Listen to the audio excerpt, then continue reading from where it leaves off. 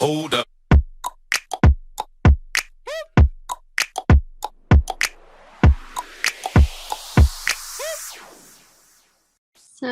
So do y'all have any questions right off the bat that you want me to answer that you can think of? I have a question. Yeah. So I guess like I've been going to in-person networking events. Yeah. Like I guess my question is like, how do you know if it's, I mean, and this is probably a really bad question. I don't know how to phrase this, but like, how do you know if it's worth the time and effort to go? Like, because I've been to some and I'm like, well, did I just waste a day? Like, maybe I should have been behind my computer. You know what I Yeah, mean? for sure. And I laugh because I think I've tried all of them in my hometown.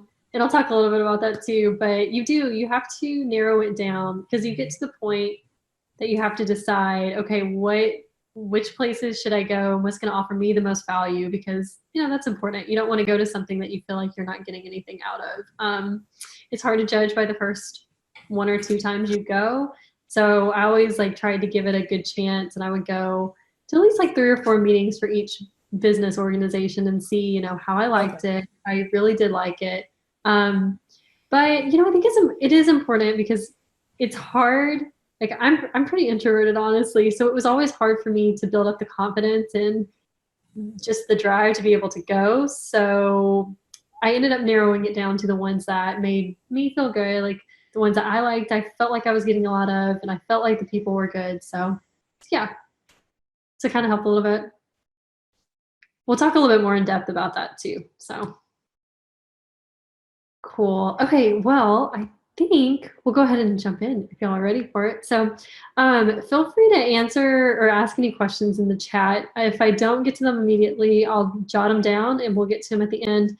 Kind of what I'm thinking is that we'll just, I'll kind of introduce you, I'll tell you a little bit about me, and then kind of some tips and tricks and my experience with networking, what has worked, what hasn't worked, and then we'll do like a Q&A at the end so you can ask me any questions that you have. So I'm super excited to be here. Rachel is so kind to ask me to speak to you guys. This is probably like my most passionate topic. I love talking about networking, and especially networking for local businesses because all but one of my clients are actually local businesses. So I see all my clients quite often, and I really enjoy working with them pretty one-on-one. So a little bit about how I got into doing social media management. I started right out of college, so I think my experience might be a little bit different. I didn't know what I wanted to do out of school, and I ended up moving back to my hometown because I just really wanted to get back and see if I could find a job. And that was easier said than done. I had a really hard time finding anything marketing, anything. I studied PR in college, so I wanted something related to that. Nobody was hiring. And so I ended up going into a job interview actually at a law center and walked in and really, really enjoyed it was like for a writing position of some sort. And I enjoyed the law center group, but I hated the job description. It was completely cut and dry. It was not creative at all. And I really had a hard time seeing myself in that position. And luckily, the president of the law center did too, because he called me a couple days and he said, "Hey, Allison, we really loved you, but you'd hate this job, so I'm not going to hire you for it. But instead, I do have a marketing team, and I think we could find a spot for you until you find the job that you want." So I, of course, said yes, I would be more than happy to do that. So I actually stumbled upon social media management because that's what they needed. They didn't have anybody that did social media. They didn't have anybody that wrote blogs. So they asked if I could do it, and I said, yeah, I think I can figure that one out. So flash forward about a year later, and I found Rachel, and she has truly grown my business to where it is today, and I can't thank her enough for helping me do that. So a little bit about how I really connected with my clients locally. I've been through all the hardships. I can probably have similar stories to a lot of you of dealing with local clients and trying to find local clients. I dealt with clients that didn't want to pay me anything, that didn't have the budget. They were way too small. They wanted way more work for what it was worth. And it was just hard to find those local clients. And so I really had to get creative and figure out a good way to do that. And what I ended up doing is I just kind of ran out of the gate as soon as I was out of school. And I used the fact that I was young and I'm 21 and right out of school to my advantage. And I just started making phone calls, and I started calling anybody that I could think of that was in marketing, and I started asking around. And this goes for any age. I mean, you don't have to be straight out of school to do this by any means. I just asked. I had a connection from Nashville where I went to school for a lady that does marketing for one of the local banks. And so I just asked those people if they would connect me with her. So that's where I would suggest starting, is just getting out there and just being proactive and setting up these meetings. And, you know, the way that I did it is I just said, hey, you know, I would just love to sit down with you, whether it's, you know, for lunch or for a cup of coffee, and just talk to you a little bit about what you do and compliment them. Tell them, you know, I've heard great things about you. I know you're really great at your job. And I think you'd be someone beneficial for me to sit down with and network with. People love that. I found that, you know, if you just throw in a little bit of a compliment and grab their attention, they're more than happy to sit down with you. I've never had anybody say, no, I'm not interested. So that's what I did. I just met people, whether it was for lunch, for coffee, and I just talked to them. And I didn't ask for anything. I just literally talked to them. I asked what they did, how they got into it, how they like it. And then naturally, a lot of them sent my resumes to other people. That's how I ended up with that interview with the law center. And and then they would tell other people about me. Because in a lot of places, at least in my hometown, being a social media manager is actually pretty unique. I'm the only one that does what I do that I know of. And I live in a pretty small town in Kentucky. And I could guess it's probably the same scenario in a lot of y'all's cases too. If you're in a smaller town, or whether you're in a bigger town, whether in the US or in Canada or in Europe or wherever you are, I think being a social media manager is still kind of a new thing. So take that to your advantage. People think it's really cool. They think it's kind of trendy. So just really play on that. But literally that's where I started. I just connected with people. You could do it from LinkedIn too. But just find people that are in marketing, or people that you know that could get you where you want to go. So that's why I targeted marketers, because I knew a lot of marketers don't want to do social media. They hate dealing with it. If you guys didn't know that. So they want to outsource that and still take like a percentage, or sometimes they just outsource it completely. And so if you can connect with them, you can get in the door for a lot of their local clients. I also didn't hesitate to reach out to people that probably would be deemed as my competition, even though I wouldn't say that, but like marketing companies or people that own marketing companies. I reached out to them, and it was, you know, perfectly fine. I just asked a little bit about their business. And, you know, and what usually happens in those scenarios is I have a really good relationship with one. And if he has a client come in that he finds is not a good fit or just can't fit the bill, he'll refer them to me, because a lot of those places don't like to completely turn a potential client down. They want to refer them to someone else. So it's nice to have that connection, because you truly don't know where any of those connections will go. And that's important too, is I realized in college is that don't ever burn a bridge before it's necessary. I think a lot of people tend to do that in just out of fear, whether you think that they're your competition, whether they're just doing the same thing you do. It's really funny. I ended up booking a meeting, like a coffee meeting, with a girl that I was told was my competition. She was an individual working for herself, and many people asked if I knew her, was doing the same thing. And so finally I just bit the bullet and I said, you know what, I think I'm going to sit down with her and meet with her and just kind of see what she does. And I really thought I was going into that coffee meeting and going to sit down with her and hear the same things that I do. And what I found is that she does something completely different than I do. And she's one of my dearest friends now. So it's pretty cool. And she's referred me to several clients, and vice versa. I've referred some work out to her. So just really keep an open mind and just get to know people. I can't stress that enough. That's really the most important part, is just talking to people, getting out there and getting visible. Because as we all know how to do getting visible online through SMU, you know, it's very, very similar in a lot of ways to do that in your local community. It's just reaching as much ground as you possibly can. So start with that. And then from there, what I did is I joined basically every networking and business group in town. Like, I laugh now thinking about it. I've tried all of them. But I think that was really beneficial for me in the beginning too, when I was starting my business, because though some of them were very similar, they had different people in each of them. And it was always fun to run into the same people that went to multiple ones too, because then you see a familiar face. So I know Felicia was kind of asking a little bit earlier about, how do you choose the right networking group for you? And that's really important because it's true. I got to the point actually a couple months ago that I was stretched so thin that I ended up leaving a couple of business networking groups because it was just too time consuming, and it got to the point that the quality of the referral and it just wasn't for me anymore, and it wasn't something that I needed in my business. I had outgrown it, which isn't a bad problem. So I would say in the beginning though, I mean, just get yourself visible. Just go all over and join as many as you can, visit as many as you can.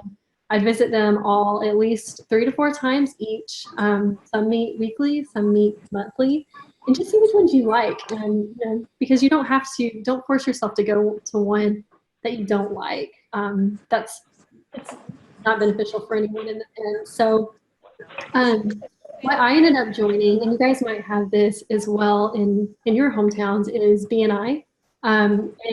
And BNI is different. All the chapters are different across the boards. I know some people like it, some people don't. I loved it.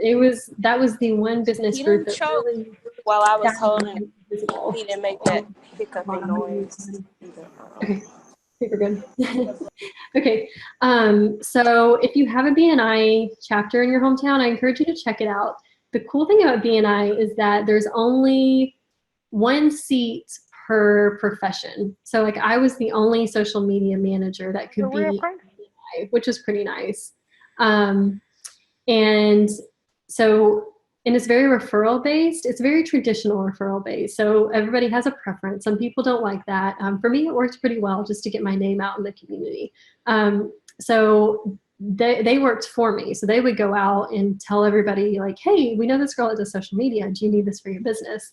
And that's really where I got my first few clients. They weren't my highest paying clients by any means, but it got me somewhere, and it got me some testimonials, and it got me in the door to being able to get the clients that I have today. So I do recommend BNI. It's great. It is usually a time commitment though. It's usually once a week. And that was one of them I ended up having to give up a couple months ago because it got to the point that I just didn't have the time to go anymore. But I do credit it for getting me in the door and getting me visible in the community. The one great thing too, and I encourage you guys to do this with any business group that you decide to be a part of, is ask if they need somebody to help with their social media. I did BNI's, and I do the professional women's group here in my hometown too. And they love it. Like it's really easy. It's not that hard. It's not much of a commitment. And it's a great way for people to see your work from the business, from the organization standpoint. And then they're going to be more open to referring you. So, don't hesitate to reach out. They really do like that. Both times I actually got asked to do it. But, that's a great way to like just get your foot in the door and get people to notice what you do and to see a little bit of your work. So other organizations that I've done have been the Professional Women's Group. That's really great. I encourage you guys to try any of those. Let's see, what other ones? We have like a young professional group, and I don't go to that one as often, but that one's good too. It just depends on, your age group and who you're targeting. And then chamber events too. So if you have a chamber that's pretty active and does like ribbon cuttings, that's a really great idea too. So if they do a ribbon cutting for a new business, well, that new business probably hasn't looked into marketing plans yet, or if they are, they're probably in the very starting stages of doing that. So in social media, I've learned tends to kind of get thrown to the side for most businesses until they get going good. So it's a great way just to introduce yourself to the business owner and let them know what you do. So any questions so far on any of that? Pretty good? Okay. I hope that all makes sense. I know that's like a ton of information, but yeah, I mean, that's really the basics to getting yourself where you want to go, is just start with getting visible, call those, local people, whether they're in marketing or whether they're business owners or influencers in your community. Just ask them for a cup of coffee. Ask if you can take them to lunch. It's they're always open to it. And also then just getting involved with those business organizations and those networking organizations are really great. And then once you kind of build that momentum, then you can start trickling down, okay, well, which ones do I want to actually stay in? And then which ones do I want to let go because I don't feel like they're as beneficial? So it's just kind of you start really big and fast, and then you hone it down as you go. And so, I mean, I think I spent, gosh, probably 2 to 4 hours a week in the beginning stages of my business networking. And I still do a lot of networking, but I finally got to the place that I feel like I've been able to not have to do that as much, but just get yourself visible. And then I know I got asked to in the group a little bit about how to, hold on, let me see what did she ask? Oh, strategies for just like going into networking groups when you're not confident about doing it and you don't know how. There are different ways. So I actually suggest do not go with a friend, do not go with a family member, go by yourself. And I know that sounds crazy, but the reason why is because if you go with somebody, you're going to feel more confident with them, and then you're going to kind of only talk to them. And so if you don't want to talk with anybody else, well, then it's not a problem because you have a friend next to you. But when you go by yourself, you're forced to talk to people. And it's really critical to be able to just like really build up that confidence in the first few minutes when you walk into the room and just walk up to somebody and say hi. I mean, that's honestly, I learned that over time that people aren't going to say, you know, they aren't going to shoo you away or anything. They do want to talk to you, and they're more than open to talk to you. That's why they're there.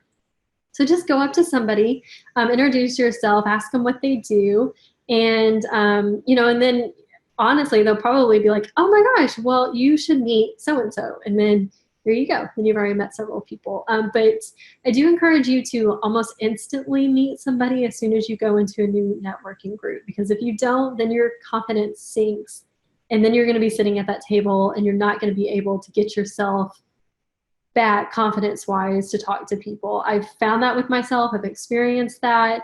And then you leave and you have a really bad vibe, even though the group may be a really great group. Some groups are more friendly than others. It's just naturally how it is. But sometimes you just have to be the more confident one, go up to people and talk to them. And I also encourage you to have business cards on you too. I've heard that business cards are kind of a dying thing, but I found quite the opposite. I get asked for business cards all the time. So I always make sure that I have business cards on hand. And if you have them in your pocket, it's even better because you can just reach them out really quickly and hand them to somebody and then move on to the next person.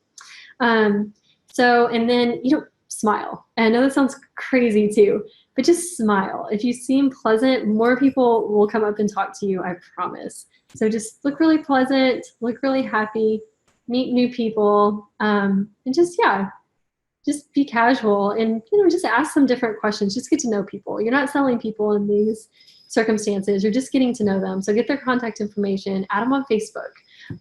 You know, plan an additional, whether it's for lunch and meet them one-on-one or for coffee. Just get to know different people. So that's a little bit of how I go into professional meetings. And I will say too, I'm also very particular about what I wear. And, you know, of course, most of us work from home as social media managers. I work part-time in the office and another part-time at home. So a lot of us don't, maybe not think about like the professional dress of having to go out and do that. But I'm very particular about that because even though I do work from home and I feel like my job is more of a casual attire job, I think it's very, very important to present yourself very professional. People take yourself, you, if I can talk, way more professionally and way more seriously too. I know that's something I've really had to work on because when I'm young, I'm 24 and I'm a girl. And so I have a hard time with people taking me seriously as a business owner. And so I do have to dress the part to kind of make up for that. So I will wear like a blazer, kind of like how I have on now. Or, you know, just dress pants. You don't have to wear heels. It can be just closed-toed shoes. So just looking professional and nice when you go into any business networking group. Okay, so that's kind of where I first start is just getting visible. So now we'll jump into kind of how I get the clients locally, which is what you guys probably want to know. So different ways. And I wrote down a list actually to think like, how did I meet all my clients? So one found me on Facebook page, and he's actually local. So I think he must have typed in like social media manager in Paducah, which is my hometown. One was a referral, actually two were referrals. One was from a business networking group referral. And then I was a podcast guest for one. And then of course the law center was kind of accidental. So all of them kind of have been referrals based on me getting visible in the community. And you'll find that referrals are going to be your strongest and your easiest gateway to getting into the local clients. So the more people that you get to know in an industry that's going to benefit you, the better. And they don't necessarily have to be marketers that are going to be referral sources of you. They could be insurance agents that go into these businesses monthly and see them and say, hey, do you happen to have somebody that does social media for you? And one thing that I learned in BNI was how to teach people to ask for, hold on, I'm going to find there we go. Okay. How to ask for me as a service, because that's kind of hard sometimes too. So what I would tell them is just simply ask, like, hey, do you have social media? Or, ask your friends, hey, the next time you're in that business, I would love to work with them. You just kind of mentioned me and the way that you could do that is just ask if they have Facebook or Instagram, or if somebody just happens to help them with it. The good thing is I think our job is actually a pretty easy referral source. And the amount of business owners, the number one complaint I get from business owners locally is that they do not have the time and they do not have the willpower to want to learn social media. So if you can handle those two things for a price that they can afford within their budget, you're pretty much golden. So that's kind of how I do get the clients. Are there any questions on that? Okay, do you think it's worth invest? Okay, Felicia asked, do you think it's worth to invest in some of the groups, the business groups we were talking about? Yes. Depending on what they are. So the professional group I was telling you about was like $50 a year. So for that, that was fine. Then you pay for lunch if you want to eat lunch. It's no big deal to me. And then BNI is a bigger investment, and it depends.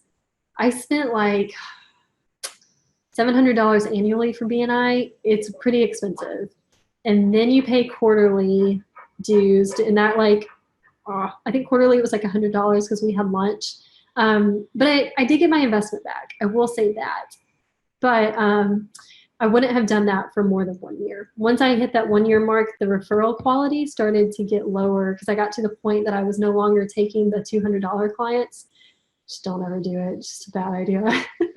And now I take, like the $1,200, $1,500 clients. And so it's harder for me now to be able to justify getting bad quality referrals for businesses that just were too low for my budget. So, but it's depending on how you like the people in BNI, I think, because they can be awesome referral sources and they can be a great way to get visible. So if you like the people and you think you can have a good connection, I would say yes. But if you don't, and you don't think the chapter is very well established, then I would say no. So it just kind of depends. And of course, too, like kind of how I mentioned for you guys to jump in and help with their social media, you have to weigh the options. So like I had to limit myself to doing one business group and one charity, because once people find out you help out for free, they jump on that like cats and dogs. It's ridiculous. And it eats a lot of time. So then you have to figure out like, okay, how much time am I spending on that free work? And do I need to be spending that much time? And so I have to really watch that. And I try not to spend too much time because obviously it's free, but I want to give good quality. So I put in enough work to help them prosper. So yeah, I think I covered that question. Okay, cool. Does that make sense, Felicia? Cool. All right. So, and then I think we're talking a little bit about clients. So I'll jump back in on that and getting them. I will say, if you want to dive into local clients, you do need to be willing to meet with them in person. If you aren't and you have no interest in that, then I would say stick to online clients, because what I have found is that local clients, they do want to see you more often because you're right down the road. And sometimes I've had a hard time with that. And I've had to really set boundaries for clients that, no, if you have a question, I can't just pop over to your business and answer it. Like, you're going to have to email me, or, some of my clients can text me, like all my clients do. But I set up a monthly meeting with them in person. So I'm just like a phone call. So I leave it up to them, but I don't mind. I charge a little bit of a cushion to cover that 1 hour meeting with them in person, but they really like me sitting down with them. I go over the analytics. I ask how their business is doing, like what can I do better? How can I help? And they really feel like they're getting really great quality and customer service. And so, for instance, I had to go up in pricing on one of my clients, and they had been with me since the beginning, and I hated to do it, but they were paying so low that to be able for me to afford to keep them, I had to go up. And so I had to have that difficult conversation with them.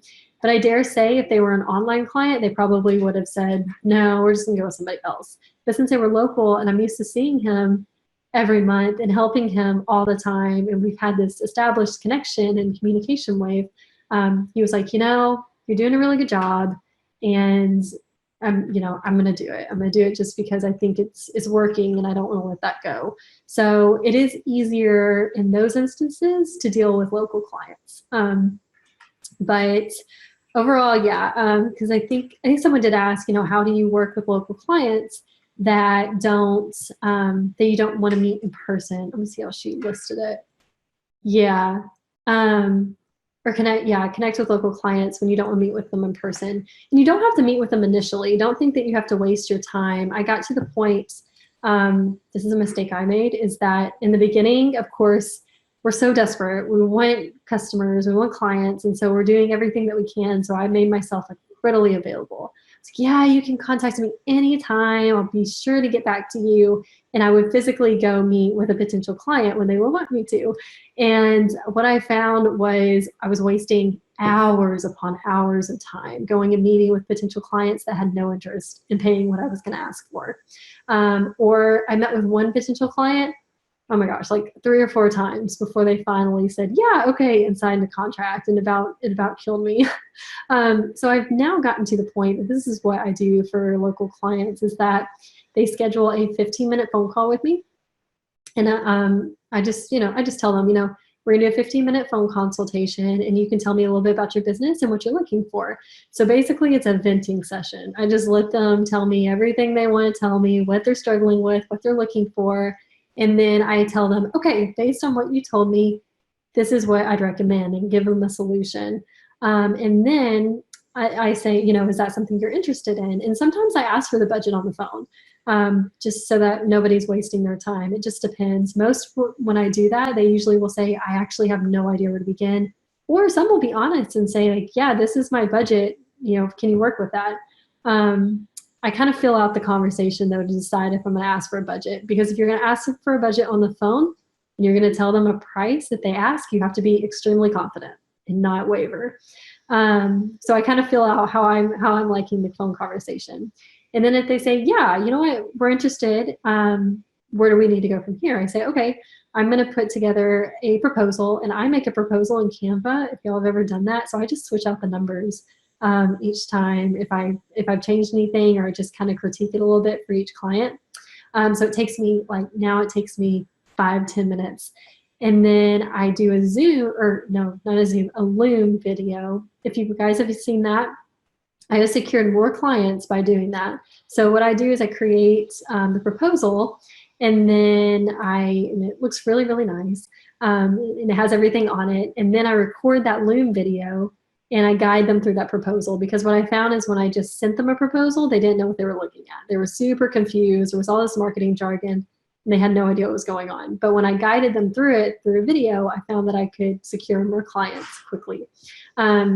So then I'd send that to them. And then in that email, I would say, okay, I'm going to, here's your proposal. Here's the link to the video proposal for me to guide you through it. And when, can we reconnect? I usually give it a week from that date. I know everybody does it differently. That's just how it's worked for me. But I'll say, can we reconnect at this date? What time works best for you? And I always tell them that there's going to be a follow-up call, because that way they won't ghost you. And that way they're forced to give you an answer. So if the answer is no, they usually will email you ahead of time so that you're not on that call and they tell you no. But the answer is yes, they usually make it to that phone call, and then they just want to know their options. So that's a really cool thing about it. And I've learned that has worked really seamlessly. And so a lot of times I haven't even met my local clients up to that point. Some of them are a little different. And some of my local clients, I kid you not, they don't even know how to work Facebook. They know they need social media, but they literally don't know how to work it. So for them, I have met with them in person, and I've had to explain to them what they need, why they need it, and why it's the price that I'm asking for, because they don't know anything. But for most of them, they're usually savvy enough to be able to get through those video proposal on the phone call with me again. And then I seal the deal with them. So, okay, let me see what Geraldine asked you. do an audit in between person. No, I usually don't. They don't usually ask for it. I find that, I bet online clients ask for it more, Geraldine. I've learned that local small businesses, which is usually my target, they have no idea. They don't know what they need. They usually only have very brief knowledge of social media, so they're really just kind of trusting you to guide them in the right direction. But I don't think I've ever actually been asked for an audit. I would do that though. If somebody asked for me, and I would probably say, yes, I could do it for this cost. And if you decide to sign with me, I would take that off your first month. That makes sense. That way you're not putting a ton of effort into that. So after that is, once they seal the deal, everything, they pay their first month, and then I'll usually set up a meeting with them. And I like to meet with them in person because I really do like to know my clients. I want to know what they're passionate about, why they started their business, and where they want to take their business and how I can help them grow. So I come up with like all these ideas. I put together different examples of posts and show it to them in person, see if they like it. And then we go from there. And then usually after that, that's the one meeting I have with them in person. And then if they want those monthly meetings, I meet with them monthly. So that's kind of the routine that I take with all of them. And then some of them have become the people that I see quite frequently. So I'll see them, out and about town or, at the restaurant, but I don't live in a very big town. So, but yeah, that's kind of how I get that all together. Make sense? Cool. Okay. Well, awesome. Well, I think that I'm trying to think if that covered everything. I know one of the things that popped up too was local clients not having a budget. And yes, I have experienced that. And I had a really hard time with that up until recently. I think I started charging, oh my gosh, I think I charged my very first client like $150. So bad, so bad. And then it got up to like $250, and I thought I was really doing something great. and then I finally got to like the 400 mark and felt a little better about that. And then I joined the social clique and had a really good heart-to-heart with Rachel, and she was like, Allison, if you don't up your pricing, you're not going to be able to get to the goals that you have in mind. So then I really decided that I was going to change things up, but I wanted to, I still wanted to be able to take on local clients. I didn't want to do all online clients because I really, really love the connections I have with my local clients. So I was trying to figure out a way that I could still target local clients, but changing my pricing. And I actually didn't do anything differently, which is the wild thing about it. I think by that point, I had gotten visible enough that people knew me. They knew what I did. And so I honestly decided that I looked at what the marketing firms in my hometown were charging, and I charged a little bit more. And the reason why is because for most of the marketing firms, social media is such an afterthought. So a lot of them weren't, they weren't really focusing on social media. And for me, what my upsell was is that my clients were getting very one-on-one attention to me. If they needed me, they can call me, they can text me. I'm pretty readily available. And I only take on a certain amount of clients too. So that was a benefit. And I specialize solely in social media. So I felt like it was worth charging a little bit more. And when I went and did that first proposal, the client that I charged over $1,000 for, I was so nervous. But honestly, I think what did it was confidence. I just went into that, and I really had that structure that I told you guys that I do, that 15-minute phone call, that video proposal, the proposal in the email, that follow-up call. And he asked me, he's like, okay, should I pay this lower price or should I pay this higher price, and why? And I just really got confident in those few seconds. And I said, you need to do this higher price. Here is why. I promise to do a great job. I'm going to keep you organized. I'm going to get your social media, at the par that you're looking for. And he was fine with it. So after that, they gave me the confidence to be able to say, you know what? I think I actually am charging too low, because sometimes when you charge too low, people think you're inexperienced or that you're just doing it as a side job and that you're not committed to what you're doing. So when I raised my prices, I think people actually saw me as being someone that was more serious in what I was doing. And so I sat down, and a good example, or probably a not so great client, I don't want to say it never works, but real estate agents are very, very hard to get. And the reason why is because they have to pay that overhead price for whatever firm or broker they take. I don't know all about the real estate, but then they have to take it out of their pocket, all the marketing they do. So I know I tried to get a real estate agent to pay $200 and they wouldn't do it. So I just was like, what is going on? What's wrong? And then I ended up getting in the door to a broker, and he owns his own company. So for him, he was going to foot the price for the social media. So when I showed him, the 5-figure price, he was like, okay, that's fine. So I think it's all about targeting the correct business, because if you go for the small mom and pop shops or the new business that opened down the store that doesn't have a marketing budget set yet, you may be running into some issues. And those people, I literally had someone tell me that their budget for social media marketing was $200 a month. And what could I do with that? And I had to tell them, like, I'm sorry, I really don't think I have a solution for you. Consultation maybe. But other than that, like, I can't do it for that price. So look at big businesses. Law centers are usually pretty good if they're big enough. Real estate brokers, like the company, is good. I'm trying to think of the other ones. Yeah, like any big businesses, and you'd be surprised. You might think that they already have something in place, but what I found a lot of times is that they don't, or they have somebody on the side, they're like a secretary that's doing it, but they would like to do something a little bit different and just don't know what to do.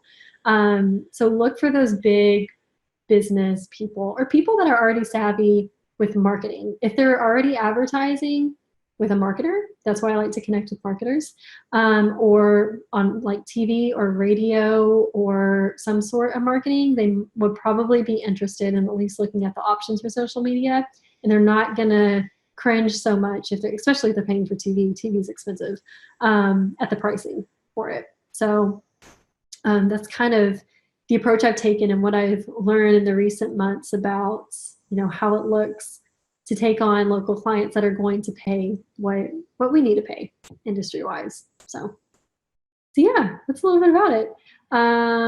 Okay, let's see what Felicia asks. Is there a way to find groups of more established businesses as opposed to newbie businesses? Yes, it's really just feeling them out.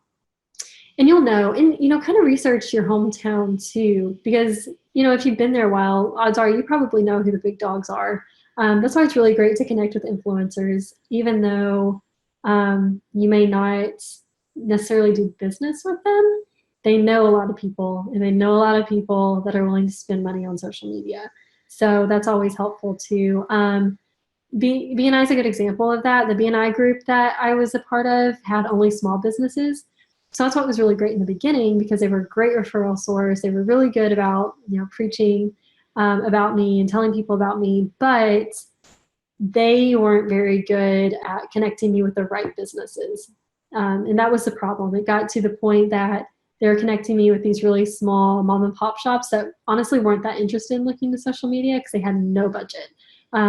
So it just ended up being I needed to let it go because I just felt like it wasn't very good use of my time.